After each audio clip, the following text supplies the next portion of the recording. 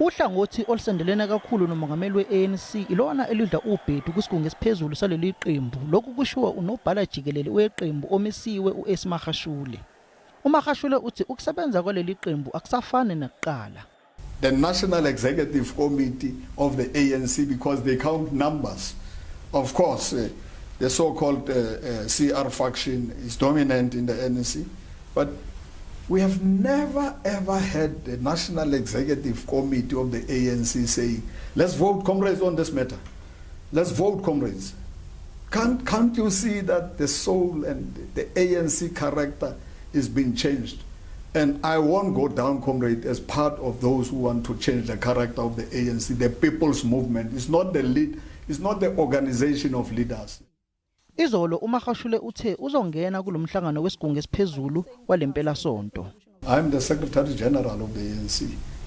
I've appealed whatever illegal processes.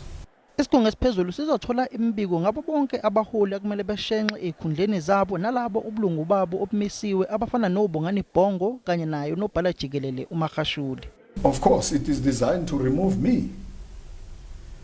Because if you say Ace Magashule must step aside, you know how many names we have collected from all the provinces. And it's Ace Magashule and Bhongo who must step aside. But you are charged. Can't you read from there? No. There are many comrades in each and every province who are charged. You take a decision and you select Ace Magashule and Bhongo. Uhlalo weANC wasesifundazweni sase-Northern Cape uthi lo msindo okhona manje kwenhlangano ebusayo uzosiza njengoba izama ukuyikhuculula kwizinsolo zenkohlakalo kanye nokuntshontsha imali yombuso. The argument which I consistently raise is that this is a positive chaos, because there is no way that we can go through this phase of renewal without there being deep pain, because we're cleansing ourselves.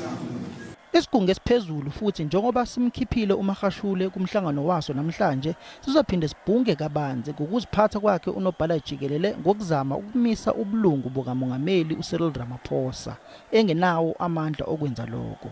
Ngingusamkelo Maseko ngibikela izindaba zase SABC ngiseGoli.